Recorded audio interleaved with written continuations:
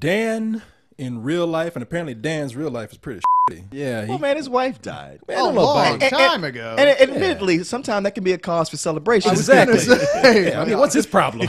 How old is his oldest daughter? His oldest daughter is 17, and 17 is legal in Texas. That's when you ask, baby, you got some friends you can show me to? Steve Carell. Now, in this movie, he plays a columnist, sort of like a Dear Abby guy, except he's a guy. And Yeah, kind of a Dave Barry. So. yeah, exactly. His wife has recently has died. He's left with 3 daughters, as we mentioned, and he's still grieving over this. Now, something wonderful happens to Dan.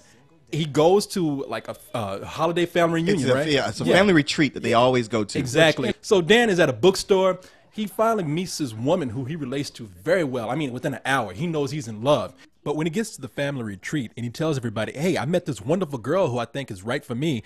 One of the brothers, played by Dane Cook, says, oh, that's great, but hold on. Let me introduce you to my girlfriend first. And when he brings her out, lo and behold, it's the girl Dan met at the bookstore, played by Juliette Binoche. You see Dane Cook and your immediate instinct is to, metaphorically punch him in the face. You just want, why is he here? We go into the theater and we don't even know nothing about Dane Cook. They just say, Dane Cook's in this movie. Like, what's that asshole doing here? They're like, Dane Cook ain't done nothing to nobody. Well, it is You one of those didn't things. have to sit through Good Luck Chuck. I don't want to hear about him never doing anything to anybody, okay? I got scars. Hey, did you see Employee of the Month?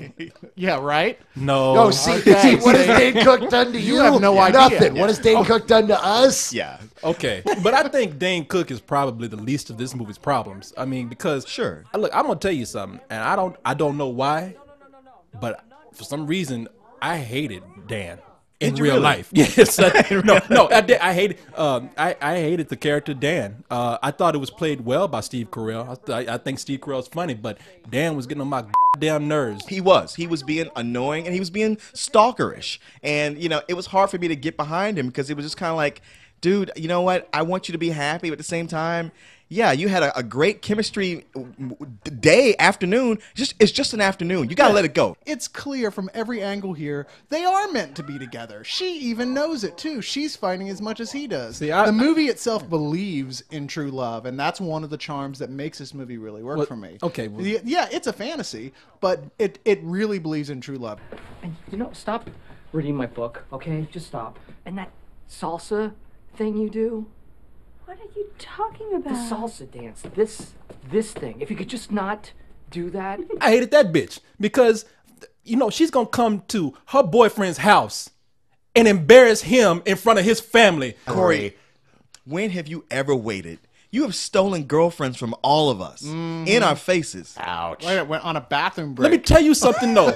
You were not in front of your mama and daddy when I did it. I respect y'all enough to not do it in front of people that y'all love. I believe that I probably did not relate to this movie because obviously this happens to white people more than just anybody else. This is the second movie that I've seen. Now I saw this other movie, Carlisle. The Family Stone. The Family Stone, where a guy brings his girlfriend home and the brother steals the girlfriend. Now, in the most civilized black home, there's a death after that. Or at least somebody is stabbed. Somebody's gonna get stitches. 911 is getting called. Leon is right though. What'd you say? They have a family gathering where they play talent shows. Yeah. I grew up with my family doing that stuff. We did that. explains stuff a at lot. family Yeah, it reunions. does. It tells me everything. Well, we also got drunk at the same time. How else do you think we got to that point? Well, he comes from West Virginia, where they have cotillions with your cousins. But the thing, Virginia.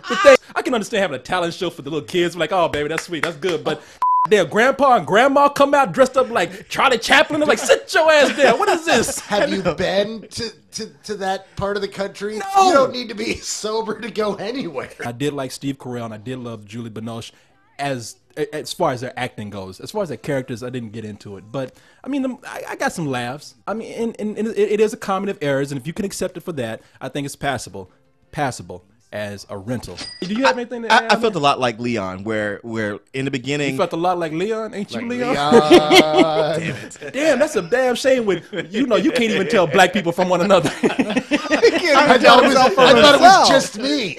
I feel a lot like Cyrus, where I'm like, these characters are dabbling a little bit too much in the realm of douchebaggery. But you know what? It did win me over. It was a sweet movie, had a lot of heart.